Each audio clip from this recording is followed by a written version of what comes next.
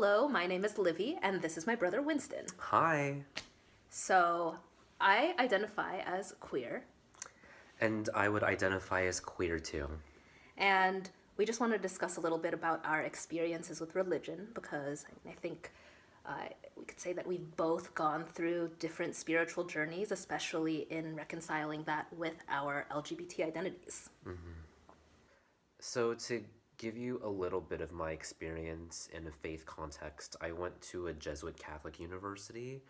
It was Seattle University, and it's a pretty liberal school because it's situated in Capitol Hill in Seattle, and that's known as the Gayborhood. And because the Jesuits really value diversity and they value people who've experienced marginalization, they wanted to create an environment that we felt safe in. And so there was a club called the Triangle Club aimed towards LGBTQ people. And we had a drag show every year. And yeah, I had a positive experience there personally. Yeah, that seems very, I guess, different from how, I guess, a lot of Christian or religious schools would be. Yeah. Like, I know that some schools have sort of code of conduct, I guess they'd call it, Yeah. about how, I don't know, what kind of relationships you're allowed to have, essentially. So that seems a lot more liberal or a lot more freeing and safe Yeah. for minorities and people who are LGBT. Yeah, absolutely. Were a lot of the people at your school who were queer also Catholic or also Christian, or were there people of different faiths? Okay, so I sang in a chapel choir at Seattle U. In this choir, there were a handful of us who identified as queer, actually. We would be very involved with the campus ministry, very involved with singing at Mass, and there were people of different faith traditions. Like, there was someone who's Muslim, and someone who's Unitarian Universalist, someone who's of a different Christian background. And that's all to say that SU is a place that values diversity, especially because it is a Jesuit school.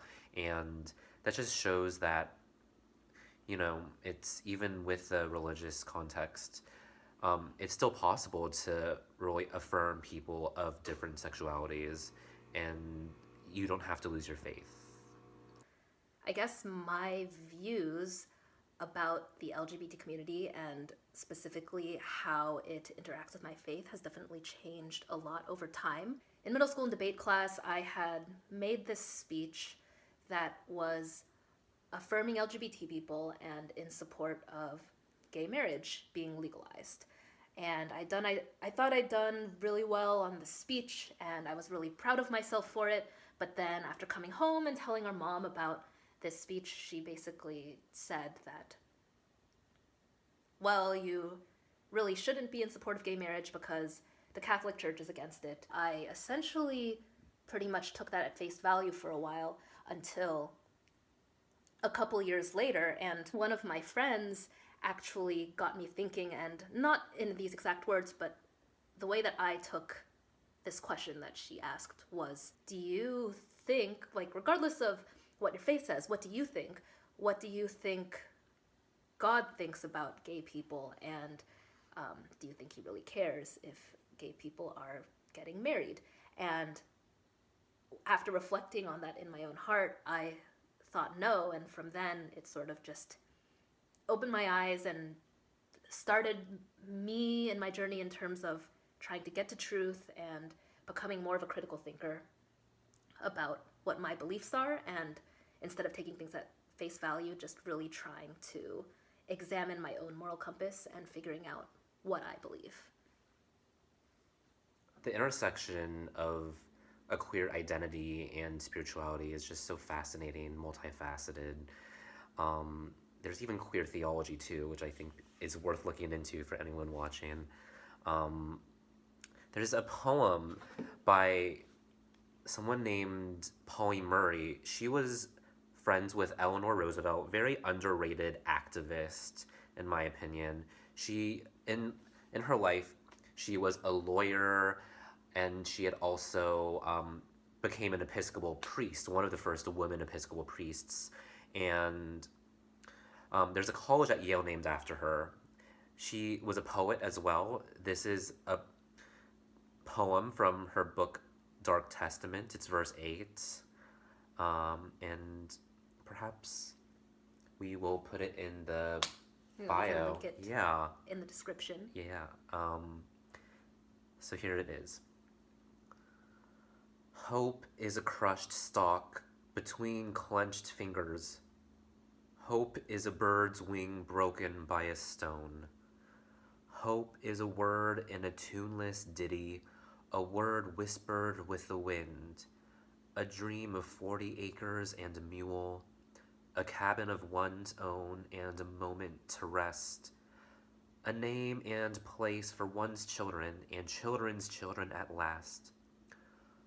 Hope is a song in a weary throat. Give me a song of hope and a world where I can sing it. Give me a song of faith and a people to believe in it. Give me a song of kindliness and a country where I can live it. Give me a song of hope and love and a brown girl's heart to hear it. Yeah, so that's kind of a dark poem, but I'm really amazed by this woman because she was able to really recognize her queer identity and not be like, oh, it's a mental illness, in a time where a lot of people did categorize it as a sickness. And I think people like her have really paved the way for us, for people who do value having faith and being queer and embracing that. So I'm wondering, where are you in your faith journey today? Well, I've been singing with that church, the Chapel of St. Ignatius Choir, since I graduated from Seattle U. I guess if I had to put a label to how I would describe my spirituality, I would say spiritual. Mm-hmm. I believe in God, and the word that comes to mind for me is it's a real unfolding. What about you? I would say I'm maybe a bit of a pantheist, and believing that God isn't some anthropomorphic figure, but that God is in all things and is all-encompassing, and that the universe itself is basically God, because I just sort of feel that the universe, and if you even start thinking about physics, there are so many things that would blow your mind about science. And I once heard this quote that's sort of along the lines of the difference between something natural and supernatural is how often it happens. Mm-hmm. And I think that's pretty insightful. I just think that there's so much magic and wonder in the universe and beauty that I want to appreciate, and that I do appreciate, and in that sense, that is where my spirituality lies. Basically finding God and beauty in all things.